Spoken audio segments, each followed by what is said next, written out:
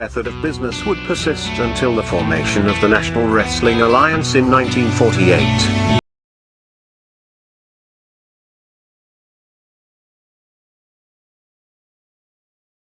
The NWA as a central governing body, with its singular, undisputed world champion, would be absolute and undeniable. This control, combined with the expansion of the interstate highway system, and the inevitable popularity and availability of regional television, would usher in an era of wrestling that was defined by what would come to be known as the territory system. The territory system would dominate wrestling for nearly 4 decades. While the borders, authority, popularity, and obedience of individual NWA territories was in a near constant state of flux, to this day the impact and influence of these territories is still felt. Each territory had its own signature promoter and star. While it is impossible to cram these characteristics into a static, concrete map, we are damn sure going to try anyway. So open up your eyes way before it gets too late. Now one man, there's no way you can hit the street lights running, don't give a damn.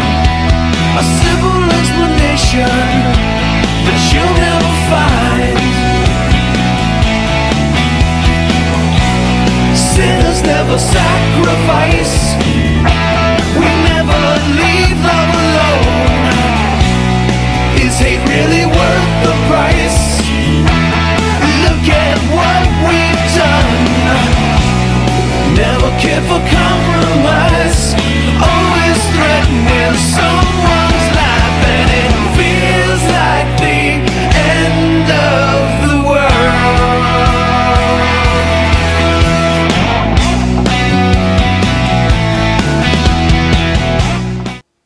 All right, welcome to another edition of This Week in Pro Wrestling. Your host, Monte the Pharaoh, but unfortunately you guys will not see this because we've been suspended. So it doesn't make sense to talk about This Week in Wrestling, but by the time this video goes on, It'll be next week. It'll be next week. So we've decided to do a special show, and we always talk about jobbers, and I thought, Jimmy, again, the greatest jobbers, the top 10 or 11 jobbers in history of wrestling. Okay. Now, again, I looked through a whole bunch of lists just to see whatever. Sure. And so feel free to be like, nah, this guy shouldn't be on the list. Okay. I think this guy should be on the list. That probably would help, right? That works. So I'm going to read off the list which was taken off the internet. Cool. All right? Instead of just making our own list. And I want you to go say, See no, what we think this about guy it. doesn't fall into my list. Right. In fact, I'd replace him with this guy, right? Okay, that works. All right, That's so number 11 is Rocky King. This guy doesn't work. Go ahead, read about him. Go ahead. Rocky King was that NWA guy on Georgia Championship Wrestling. He's a built guy. Yeah. You know, I remember him he was, taking some major shots. In fact, I remember the one match I remember is Ric Flair coming in and throwing a figure 4 leg lock on him and stuff like that. Okay, yes. Does Rocky King make the top 11 for you? Well, to me, and everybody's own list is subjected to their own memories, if you know where I'm going with that. Right. But no, not to me. He doesn't make the all-time memorable list to me. Who would I replace him with? At the bottom of this list, I would much rather put in a guy like Steve King from Panama City, Panama. You got a picture of Steve King there, Jared? I believe you do.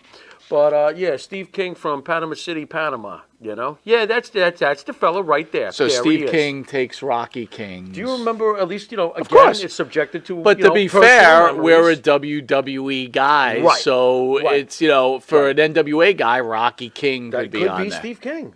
Yes. Absolutely. Yep. Number 10, the Italian Stallion. Italian. Now, I remember the Italian Stallion, and to me, he was a tweener, right? I mean, they said he was a jobber, but I remember him actually winning some matches and things like that. I'm not so sure, but the Italian Stallion, does he make it on the list for you? No. Again, another to me, but NWA guy, and he also was a jobber for the WWF in the 90s. I remember him coming up here. Right. Now, here's a strange thought. Why is it, and listen, it's not like you and I never watched Georgia Championship Wrestling. We watched it every week for years. Mm-hmm. Why is it that the jobbers in the WWF time period were so much more memorable? You know what? Why It's, is it's a that? really good point. But the thing is that I would say that we were used to so many job matches where the NWA didn't have as many job matches, but they did though. They did. They did. I So don't find their jobbers as memorable. I certainly understand. Interesting. All right, so he doesn't make it on your list. No, he doesn't. Tom- I'll tell you. You know what? You know who we can put up? We don't have a picture of him, but that's okay. I would say if you're going to put, but even then, I'm not sure if he's really a jobber. You want to put an Italian jobber? Put the Bellomo. Bellomo to me He's wasn't not a really jobber. a jobber, is he? Okay. Well, he eventually became a became jobber. one. But if you remember, he was getting a major push at one point. Right. I never How understood about it. Jose Estrada? Can we throw him there instead? Absolutely. Okay, that works. Absolutely. Okay. Who else you got? Tom Stone. I don't know Tom Stone. To his credit, Stone was a real pro. He hardly saw a match where he did a decent job selling. His big moment of wrestling came winning via disqualification against a livid Jake the Snake Roberts, leaving up the Survivor Series. Don't remember Tom Stone. I don't either, quite honestly. So I don't see how we could be on our list. I would throw Frankie Williams in at number 9. Frankie Williams, to me, goes at number 1, but let's not even get into this. We'll save Frankie Williams for after. Hold on to that picture of Frankie. I want to save him till the end. All right, number 8, Jim Powers. Jim Powers, I remember. Why don't you tell him a little bit about Jim Powers? That guy was in Jim great shape. Powers, right? He was part of what, with the, Roma. what the hell was the name of it? What? Young Stallions. Right, with Paul Roma. Yeah, again, I don't look at That's- Jim that's a Powers jobber? as being a jobber. I don't look at him I as mean, a he jobber. lost all the time, Dude, look but at the arms on this they mother. did try to push him at one point. Yeah, no, I don't see him as a jobber. I kind of don't. All right, how about Pete Oh, yeah. Doherty? Oh, my hero. My hero. What does it say about him? Easily the most comical wrestler on this particular list we're going across. The Duke of Dorchester, Pete Doherty. A toothless heel. Yes, he was a toothless heel. Who managed to somehow bite his way through most matches. Isn't he the one with the arm? Yep, he was the one with the Dislocation with George the Animal Steel Yes. when he put him in the hammerlock. And He was. I never saw an arm wind up in that position before. When the first time I saw that, I was like, oh my God, he killed him. He's dead. His arm is falling off. Wasn't Pete Doherty the Golden Terror? I think you might be right, Rabbit. You might be right. Yeah. He's a great jobber, dude. I don't consider him a jobber if he's the Golden Terror. That's different. Nobody knows that. Shh. Oh, Golden Terror deserves privacy. That's All a right. different story. You don't reveal his identity. Number 6, the Mulkey Brothers. Now, they deserve to be as some of the great jobbers. Look at these two guys. Dude, they got their asses beat Yeah, they on did. a regular basis Yeah, they in Georgia Championship Wrestling, right? Did they go on to become the Ding Dongs? No, I'm just kidding. Yeah. The Crockett brothers turned jobbing brothers Randy and Bill Mulkey into a team that started Mulkey Mania. The Mulkeys faced the hype West Coast tag team, the Gladiators, after years of being beaten within minutes and within inches of their lives by teams like the Andersons, the Midnight Express, Manny Fernandez, and Rick Rude. Hold on a second, I Wow. jumped ahead. The best part about the Mulkeys, they went right back to but they actually won a match and then they went back to jobbing. They won a match. That was their golden moment. The Mulkeys deserve to be there. Absolutely. They reek of job. How about Special Delivery Joes? This guy's, of course he deserves to be here. But if it wasn't for Tony Atlas, he wouldn't be on this list. Because he would have been a former WWF Tag Team Champion, but Tony had to go get hammered. You're right. Or whatever it was You're Tony right. did. How things changed. Fucked JD's, SD Jones' career. Did they eliminate his record Tom. loss to Bundy in 9 seconds, right? I think it was 9 Yeah, seconds or 15 It seconds. was like Hold on. No, it was like 9 seconds or something. Let me see like if it's that. on here. Is that still a record? Or was that beaten? That might have been beaten after. Yeah, that was a very long time ago, obviously. But at the time, of course, it was a record. SD Jones. Yeah, he's an all-timer. He's a jobber, right? I mean, 9 come on. seconds. 9 He's a seconds. jobber, right? And he's an all-time jobber. He's one of the greatest jobbers ever, SD Jones. But SD was a special jobber because you always felt, even though he was a jobber, he's got a shot. That's a great That's point. a special jobber. That's a great SD point. was probably the greatest. You always thought he greatest had a jobber. shot. You always thought You're he right. had a shot. You're Which right. makes him probably the greatest of the greatest jobbers ever because he always had a shot.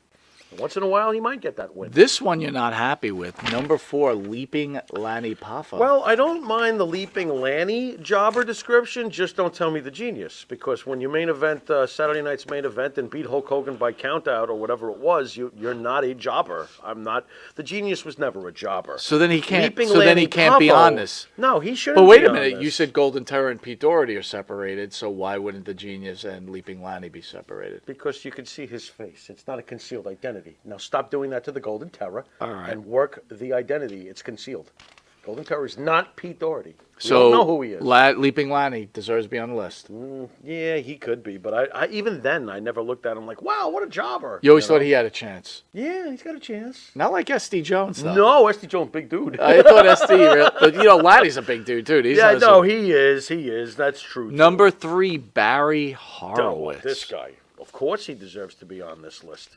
And he, by the way, would be proud that you called him a jobber. That's a real man, Barry Horowitz. Remember, he was like, "Don't call me talent enhancement. I'm a jobber." How about the job man, Chris Multier? Wow, interesting. Should he be on the list? Well, he's the job man. Yeah, sure. Why not? Top Compared 10? to somebody, compared to somebody's name, sure. We're why not? putting Chris Multier on this Yeah, one. absolutely. All Compared right. to some of these names, Fair enough. absolutely. But Barry Horowitz, real fast, again, isn't he like probably again one of the greatest jobbers ever?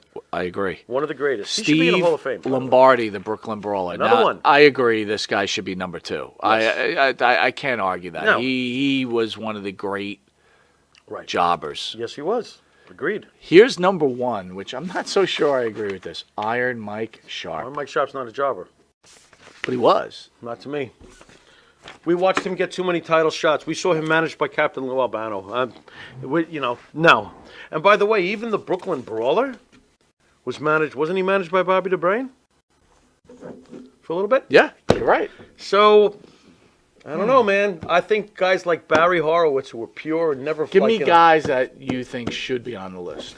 Well, Johnny Rodz is one of the greatest jobbers in WWF history. Yes. Johnny Rodz and Jose Estrada are the greatest jobbing tag team in WWF history, Agreed. in my opinion. Agreed. Even though we did see them get a title shot, the Garden wanted them to win Right. against Fuji and Saito. Trying to think of anybody else, though. I mean, Frank Williams, Steve King. There were guys like... How about Jose Luis Rivera, who we had in studio? Absolutely. How about the Conquistadors? How about Angelo Gomez? Remember Angelo Gomez from the early 80s? The Conquistadors? How Very about interesting. Big Bob Bradley? Oh, no doubt. What about Davey O'Hannon?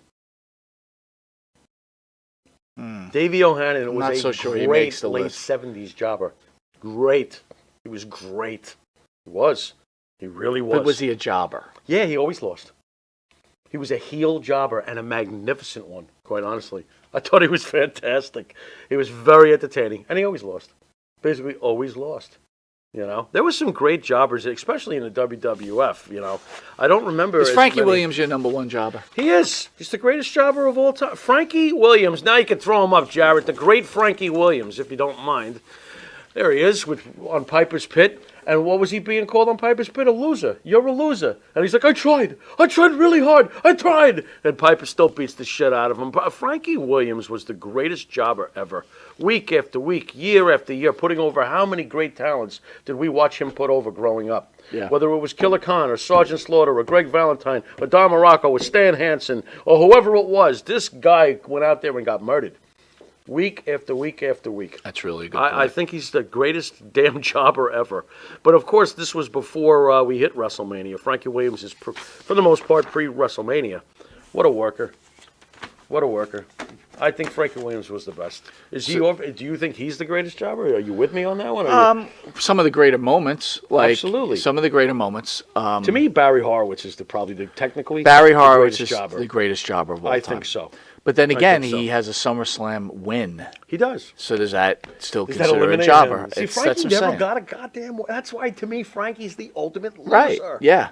I think Frankie is. Even on Piper's Pit, it's your golden moment. Look what Piper abused the shit out of him. Right. The guy just never had a moment where he won.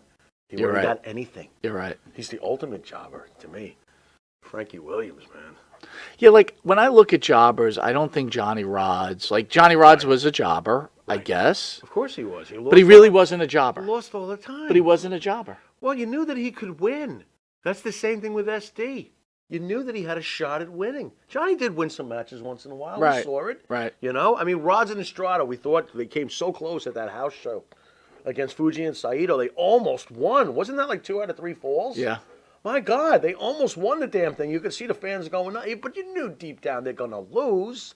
Johnny always lost. Didn't Johnny do the Cobra Clutch? Did he do the Cobra Clutch challenge? Don't remember. He might have. I bet you he probably got out of the chair too, but then quickly got sat back down. Then would you say Tony Gurria was a jobber? No, not even close. He never really won singles matches. I've saw Tony Gurria win singles matches at the Comac Arena. Yeah, I guess you're right. You know, like Tony Gurria versus whoever. I mean, I saw Tony Gurria beat the Hangman, for example. You know, one of your favorite you're guys right. to, You're right. to forget, who was managed by Blassie at the time. Right. But You're right. Tony Gurria got plenty of wins. He's the furthest thing from a jobber. So, official great decision, wrestler. Frankie Williams, the greatest jobber of all time. If you really want to get technical, a jobber is a guy who never seems to ever win and always is on the wrong end. Yes, Frankie Williams is the greatest jobber I've ever seen. Well, this has been This Week's in Wrestling, your top 10 jobbers, and we took it from a list on the internet, obviously. Yeah, but the Pharaoh has made a lot of changes, and Frankie Williams is now the official greatest jobber of all time. Hopefully we'll see you guys live next week. We'll talk to you soon. You've been watching This Week in Wrestling, and until next week in wrestling. Well, actually, you've been watching This Week in Wrestling next week, and we'll see you next week for This Week in Wrestling. Later! Get all of that?